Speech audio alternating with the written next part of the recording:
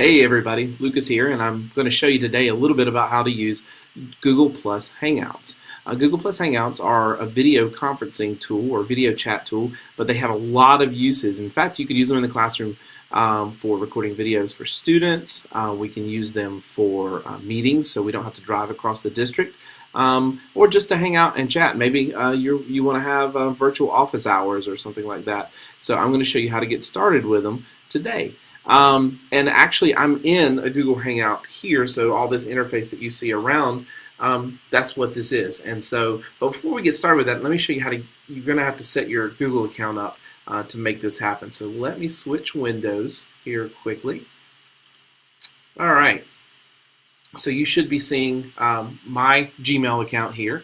And what you want to do to access Google Hangouts is actually get into Google Plus account.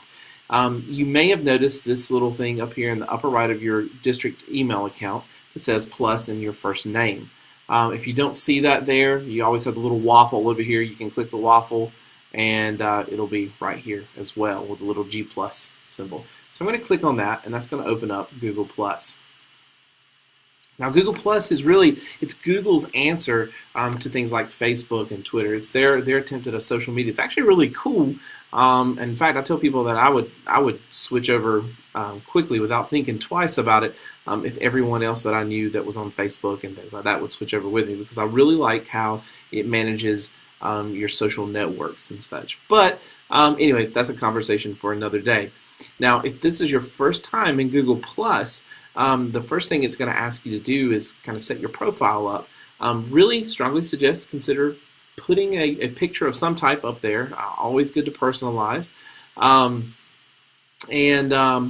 And then beyond that, it's going to ask you to just start connecting to some people. Now, feel free to skip those sections. You can always do that later. So just look somewhere near the bottom of the screen when those options come up, and you'll be prompted. You can skip ahead of those and don't have to worry about it. But go ahead, and if you've got a Google Hangout coming up soon, you know that you have a meeting or some such that's going to be using Google Hangouts, go ahead and take the time to set your Google Plus up first. It'll save you a little time and make sure that you're at the meeting on time. Okay, so here we are in Google Plus, and it's got all kinds of features and bells and whistles and such.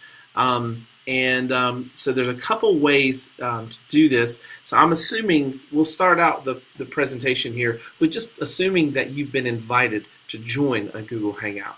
So there's two ways that a person who's running a Google Hangout might get you involved or get you invited to it. And one of those ways is through just sending you a direct link. They may send that to your email or whatever. The other way is through Google Calendar. So let me show you what that looks like. So if they send you a calendar invite, Google has integrated this really tightly with their Google Calendar. And so it automatically generates a link to a Google Hangout in the calendar.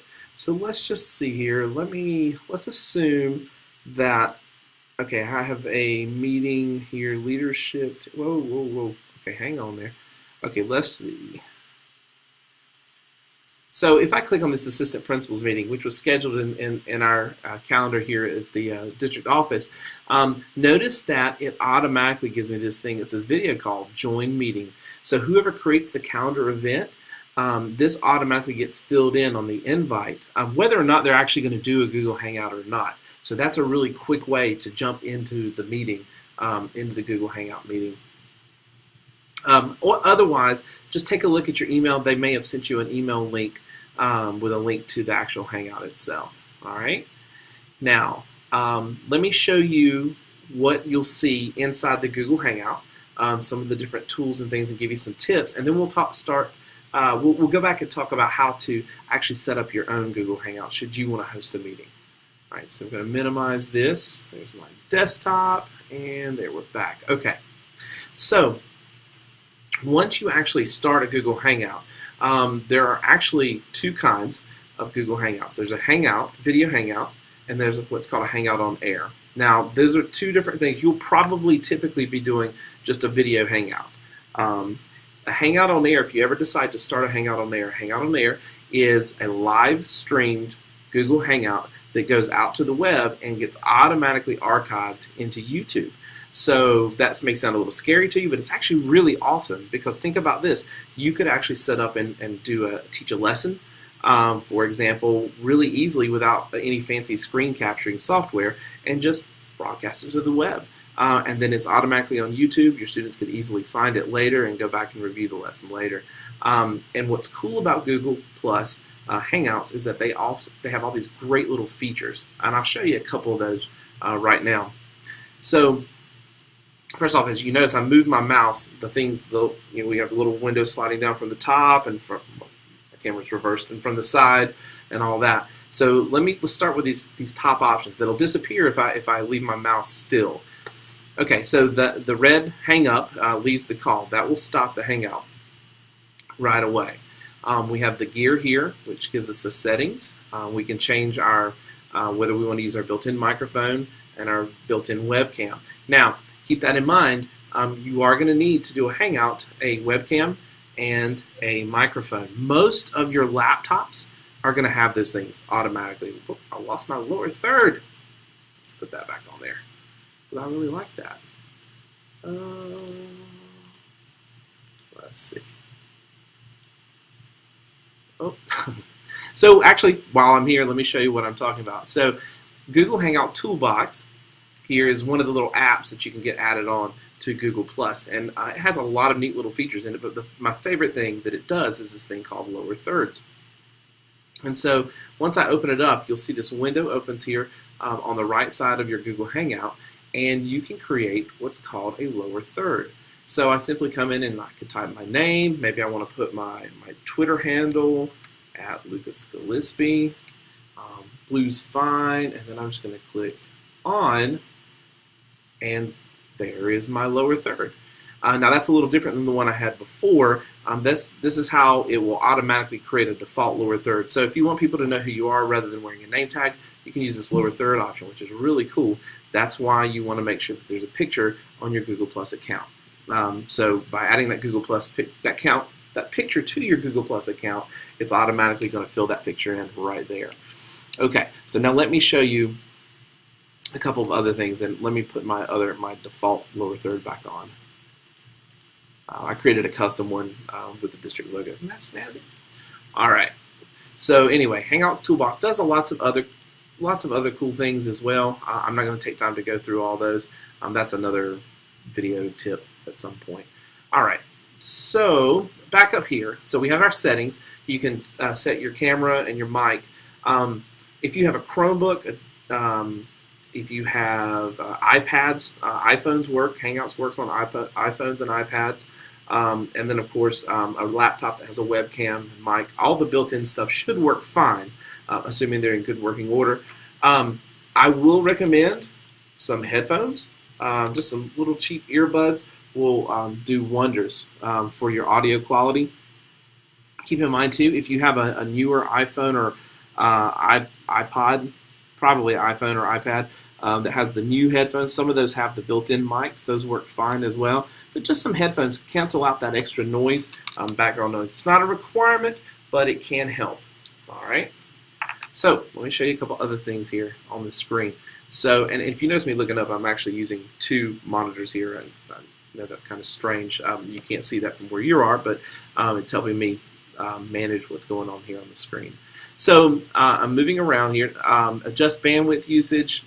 If you're getting a lot of lag, things that seem to be really slow, you can click this and adjust that up and down. You can turn your camera on and off. That's very simple. Turn your mic on and off. So, for example, if you're participating in a hangout from home, this happens to me all the time. One of my daughters runs into the room, and even though I've told them, hey, I'm recording or I'm talking to people online, and I need to mute for a moment to chat with them, then I can very simply click this mute microphone. Just don't forget to unmute it. Other people are not going to be able to hear what you're saying.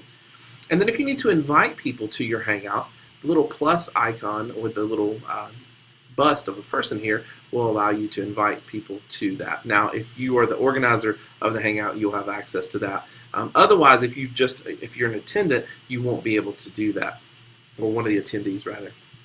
Okay, so let me show you a couple other things here. On the left-hand side, we have. Let me turn Hangouts Toolbox off. I just click that to turn that off. I also have a chat.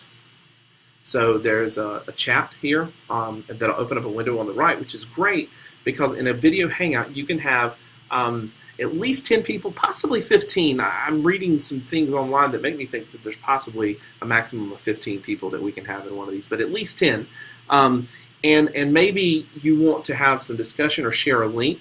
Open up the chat window, click this little blue box, open up the chat window, and say, hey, check this out, and type in whatever it is that you want to type in, paste the link, copy paste the link. You can do all kinds of cool stuff with chat. Okay, screen sharing. By doing screen sharing, it opens up a little window here that says, what do you want to share? I'm actually not going to do this now because it creates this like psychedelic effect when you're sharing your screen of your screen of your screen. It's kind of nuts. So I'm not going to do that because I don't want you all to, hurt yourselves while you're trying to watch a video that's supposed to educate you. So anyway, screen sharing is great. Now think about this. This has a lot of potential when you are thinking about using this in the classroom because you could create a how-to video on how to do a problem or even record a presentation, screen share a PowerPoint or whatever, and upload that to YouTube very easily using that function. So it's a really great tool. Let's see, Showcase I've never used. Q&A, don't really use that. Capture. Cameraman is not a big deal unless you're doing a Hangout on air and you want to control who's on the screen at any given time. And Google Effects is kind of fun. I probably shouldn't show you this, but I will because it's awesome. So let's see here. I need, let's see, the dog face. Yeah. So if you want to be a dog while you're doing a Hangout, you can do that. It's actually pretty silly. There's headwear. There are all sorts of things. So if you want to be a dog wearing an eye patch, you can do that. Now, if it's time to get serious in the meeting and you need to turn this stuff off, remember you can click Remove All Effects right here. Take all that stuff off. There are some other cool things in here. Sounds. So you tell a funny joke, nobody laughs. Well, you can fix that. Yeah, just like that. All right. So it's pretty cool. Anyway, that's the Google Effects. So I'm going to turn those off too before I get into trouble. Okay, and there are other apps as well. You can go in and add things like integration with Google Docs, which is really awesome, so that people can be working on a doc while in a video hangout at the same time. YouTube allows sharing of a YouTube video and watching simultaneously, etc. So some really cool functions in there. So anyway, those are the apps, and you can install others if you look. Now, at the bottom, you'll see a couple things. You'll see this little thing. It's just my mic meter. It tells me how loud I'm coming across. And you'll also notice that right here, technically I'm off air right now, so I'm actually not broadcasting. I'm using another piece of software to record this. But if I were broadcasting this, I could be broadcasting to an audience of no one. But the cool thing is that it would be going out to YouTube, and I could always share that YouTube video later, so I could embed it in my haiku or whatever I wanted to do. And then over here on the right side, you see here that we have the number of viewers and links. So if you get to the point where like, oh, I want to share my link to this, there's an event page that's created in Google+, your YouTube page, and then you can actually copy and embed code for the live stream and embed the live stream into a web page or like your haiku or whatever. So it's really cool how that works as well. Okay, now down here, once other people join the Google Hangout, you'll see other participants showing up in this space here. And what's cool about Google Hangouts will try to detect who is the current speaker and will automatically switch the camera to that person. So that's kind of a cool feature of it, so you don't have to worry about doing that. Now, if you actually click on one of the individuals down at the bottom, your particular view will stay locked onto that person, but if you click it again to click off of it, it will then begin to rotate back and forth between whomever is the loudest speaker at the time. Okay, so these are all the features in Hangouts itself. Let me jump back into my Windows, or not Windows, into my browser here, and let me show you how to actually start your own Hangout. So again, if we've been invited to a Hangout, you're either going to get a link emailed to you by the person organizing the Hangout, and or they sent you a calendar invite, simply go to your Google Calendar, find that meeting, and then click where it says Join Meeting, and it should take you directly into that meeting. All right, so let's go back to Google Plus, and here we are. So here's our Google Plus for our Surrey County's Google Apps for Education. And if you mouse over where it says Home here, you're going to see all the different features of Google Plus. So Google Plus, remember, and Google Hangouts are really closely integrated. So they kind of work together in a lot of ways. So what I would recommend is, again, coming in here, clicking on your profile, and just filling out basic information, whatever you feel comfortable sharing. But I would definitely put a picture up, maybe put what school you're working at, etc. Okay, and then there's some other things here as well. I'm going to skip ahead and actually go down to where it says Hangouts. So when I click Hangouts, it loads this page here, and you can actually see other Hangouts that are going on live, people on the internet broadcasting things, some interesting, some very mundane. Proceed at your own risk. And you'll notice that there are two links here at the top, Hangouts on Air and Video Hangouts. So Video Hangouts are just if you need to have a conversation, there's no need for it to be recorded or streamed to the web, just a conversation between a group of people, then a Video Hangout will work fine. And that's probably what most of us will be doing with Google Hangouts on a day-to-day basis. So for example, we say we get all the science lead teachers across the district together to have a discussion about some standard or whatever. A video hangout will suffice. If you want that to be archived easily so that other people could maybe go back and look at it later, or you're doing it sort of, you're kind of creating like a more of a production sort of thing, a Hangout on Air is the way to go. Now, Hangout on Air, again, remember, will take your video stream it live to YouTube. Anyone could watch it. And actually, once you are done with the session and you hang up the call, it will actually create an archive of that video on your YouTube channel. Now, you may not know this, but with every Google Plus Google account that you have set up for the district, Google can also set up an associated YouTube channel for that account. So that's part of the process. If you've never done a Hangout on Air, as someone who has started one, it'll ask you to set that stuff up ahead of time as well. So just keep that in mind too if you decide to use it for classroom use or whatever. So that's about it for Google Hangouts. So you guys are dangerous now. You know what you need to know, and this video here has been recorded for you, so you can always go back and play it again and review if needed. And of course, I'm always available if you need to test something out, and I'm in my office. By all means, shoot me an email and say, hey, can I test out a Google Hangout with you sometime today? And we'll give things a little test run, and we can try the lower third and all the cool little bells and whistles, anything you want to do. So that's it for this tip, and I appreciate you taking time to watch. I hope this helps. See you guys soon. Bye-bye.